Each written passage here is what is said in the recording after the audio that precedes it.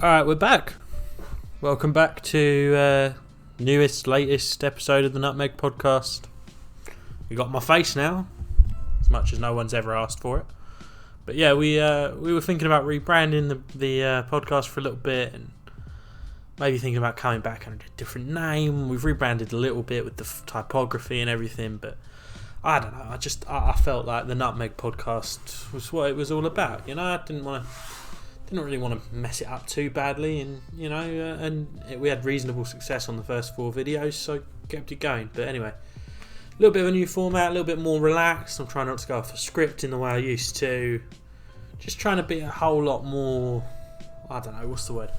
A little bit more like you're having a chat with your mate down the pub, rather than me sounding like a commentator, rather than me sounding like I'm sat here, up my own arse or anything like that. So yeah, I mean, I just wanted to be a bit more upfront about it, and now you get to see my face. We're going to decorate this back wall a little bit more.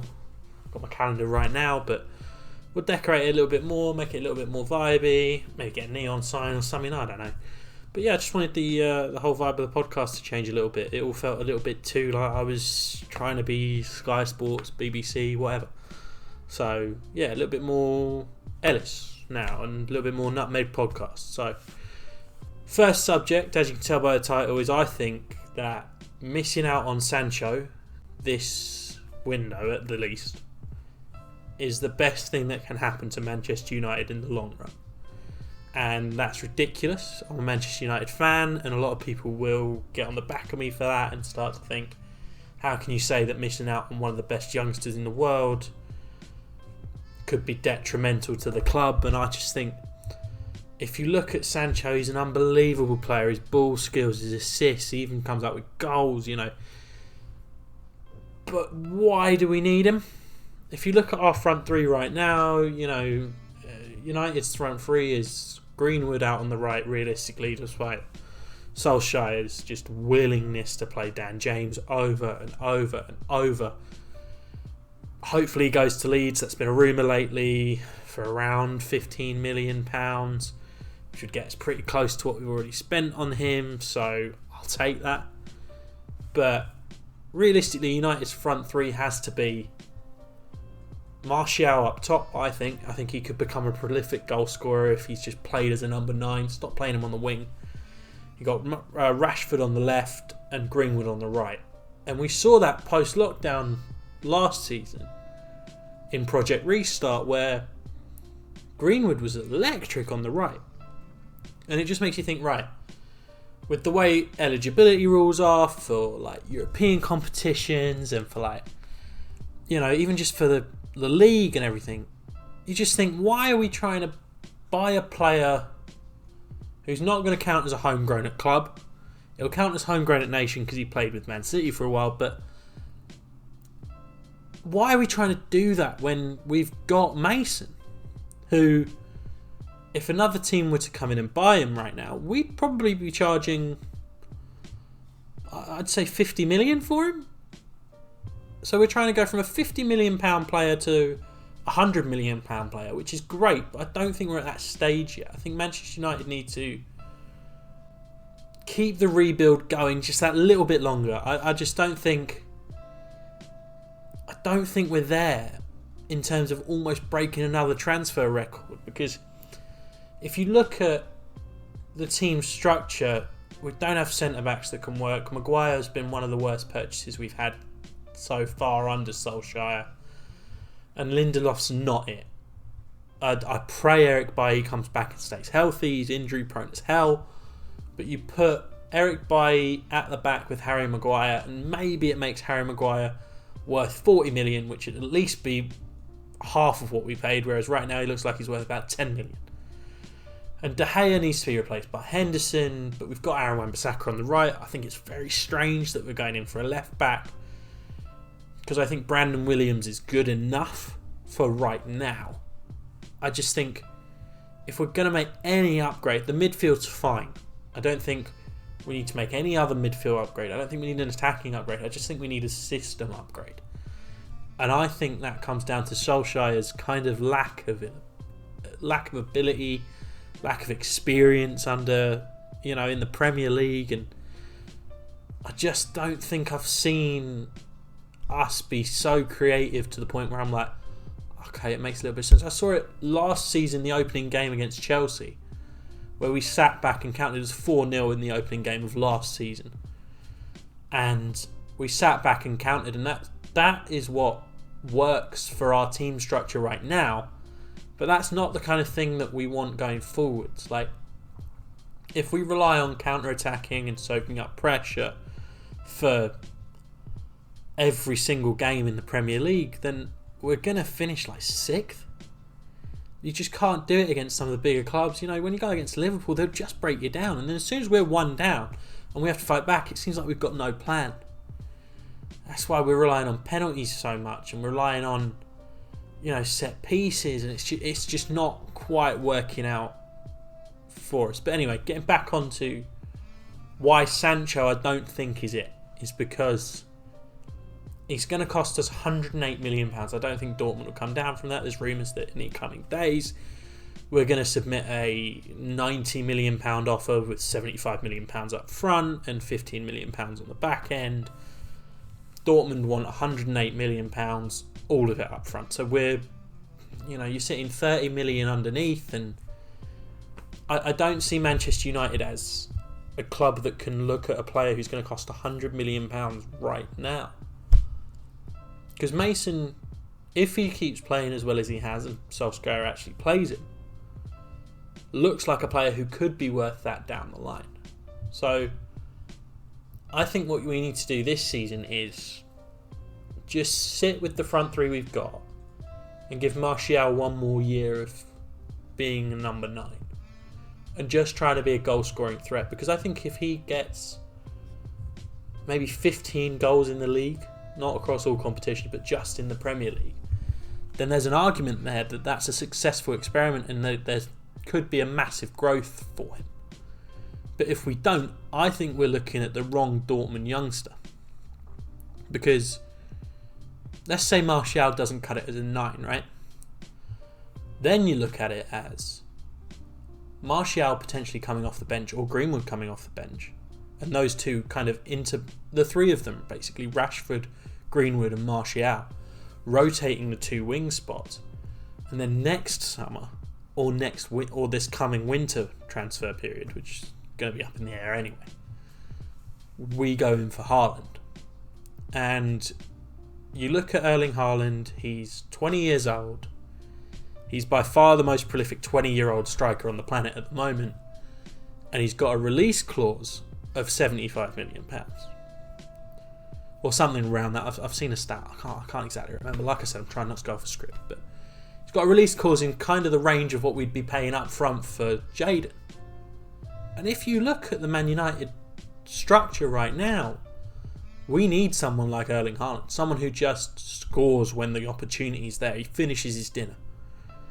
So I think we're looking at the wrong Dortmund youngster right now. I think the next move isn't winger, because we've got 3 potentially world-class wingers. You could argue Rashford's right on the edge of it, and you could argue that Greenwood will get there. Martial, I'm not sure about. That's why I want to give him a year up top, and if not, you put him in as a kind of rotational winger, because he's more than capable of doing that. But we need a striker.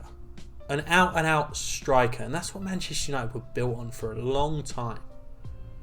You know, you look back as far as like 94 when you've got Cantona. And then it goes from Cantona to, you know, Andy Cole, Dwight York. Then you keep it moving and you end up with Van Nistelrooy for a while. Then you go Tevez, who's a little bit different but still quite a pure striker. Then you kind of work your way towards your Robin Van Persie, which was, you know, you can see how much of a difference that striking option made in that last year of Sir Alex's reign. Is that Van Persie was it. He knew he needed one proper goal scorer. That was something in all of Fergie's team. He had one person who was always going to score a lot of goals. Whereas I think Solskjaer is kind of building the team along this spread out mantra of like, oh, Rashford will get 11, Martial gets 9, Greenwood gets 7. We get Bruno every goal from the penalty, Pogba gets 6. That's not what we were built on for a long time. We were built on one goal scorer who got 20 plus goals every season, and then everyone else chipping in with single digits. And I think that's the next step. I don't hate Solskjaer as a manager. I saw a really interesting article where, the possibility of Marcelo Bielsa, the current Leeds manager, coming in and potentially revitalising the club. I don't think we need an old manager like that, old in terms of his age. But what he's done at Leeds is great because they've just been scoring goals for fun. They've won one, lost one, 7 goals in their first 2 games. I haven't seen their game from this weekend, but I think that's something that would be fun to watch and is what Manchester United are more built on, rather than this kind of sitting back, hoping to counter, and when that doesn't work, it doesn't seem like we have a plan B. Because against the lesser teams, who their game plan is sit back, we can't break them down and we lose against those teams like we did to Palace on the first game of the season. So, I think United missing out on Sancho could be great, especially if Sancho has a slightly off season at Dortmund, which I don't think he will. But let's say Haaland has a really good season. And let's say somehow Solskjaer makes it through this season of Manchester United management. Because at that point, you've got the Norwegian connection there between Solskjaer and Haaland. And there's not a lot of clubs that are going to be willing to pay the wages. And it'll probably come down to kind of us. City, where I just don't think he'd go. I don't think he's that kind of player. Potentially Liverpool, but they've probably got their sights set on Mbappe next year. And I guess Real Madrid, if Mbappe does go to Liverpool, although it looks like he's going to go to Real. So I just think missing out on Sancho, and it's £108 million is a lot of money. Like, the players you can build into the team. And right now, I've seen a report that Tottenham are basically shopping Dele Alli. I know I just said we don't need any midfield replacements, but let's say we ship Andreas Pereira off, supposedly to Lazio, that's been thrown around, or anywhere, right? Ship him off.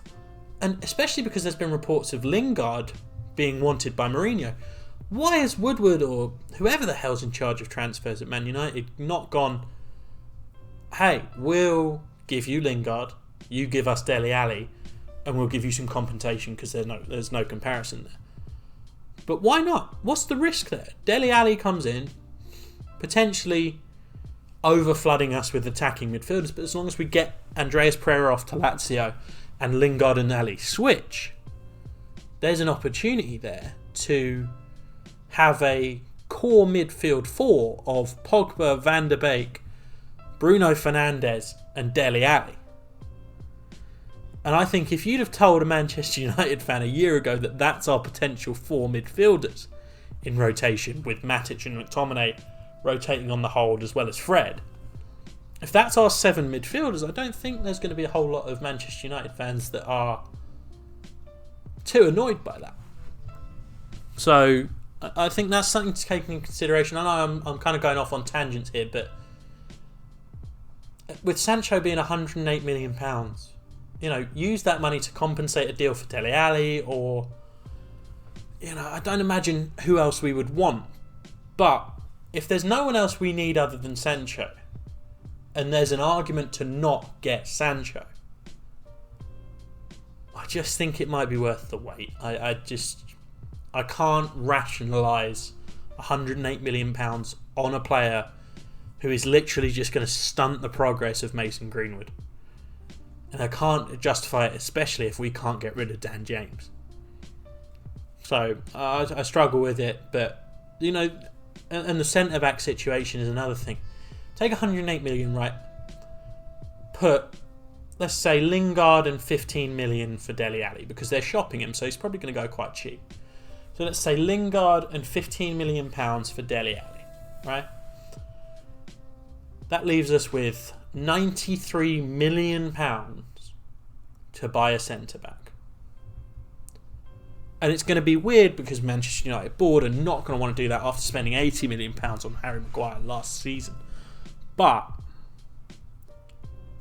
let's just say I don't like Koulibaly as a pick. He's too old.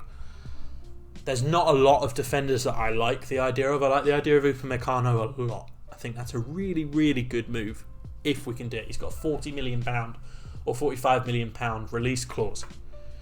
And I think that's the move with Bailly, or at least to give Harry Maguire some competition, because I think he's gotten too comfortable knowing he's worth £80 million. And Lindelof and Bailly, well, Lindelof definitely isn't as good as him. So, but anyway, yeah, I just wanted to come back. This is the first video back. It might be a little bit weird. I'm working on the lighting setup. I'm working on, talking to camera as well. It's bizarre. It feels extremely strange. I've got it on top of a chair at the moment. But yeah, I just wanted to air some thoughts about the Jadon Sancho situation. I think everyone's gotten on board too early on it. I don't see a need for him. And I don't think Woodward can get it over the line anyway. This might all change in tomorrow or a week or before deadline day. But yeah, I just don't think Woodward will get it over the line anyway. So it's kind of a moot point, but I just don't think spending 108 million on Sancho. I think it could be the best thing that happens to United in a long time if we don't get him. And I think it will be a waste of Greenwood's potential if we do. So anyway, be sure to like, subscribe, comment, share it with friends if you like what I'm doing. It's the first video back. The next ones might be longer, shorter. I'm not trying to set myself a goal anymore. It's more going to be an in my opinion thing. I've got plans for the channel where I potentially want to do some watch-alongs of games on Sundays when I'm off from work, and do Twitch streams of watch-alongs, try and get people through. There's massive plans for the channel if I can keep myself rigid and do it, because I like talking about football, and I don't really have many people where I'm living right now to talk about, so I want to try and build a community and move forward. But yeah, like, subscribe, share, and welcome the Nutmeg podcast back, I guess would be all I can say. Thanks.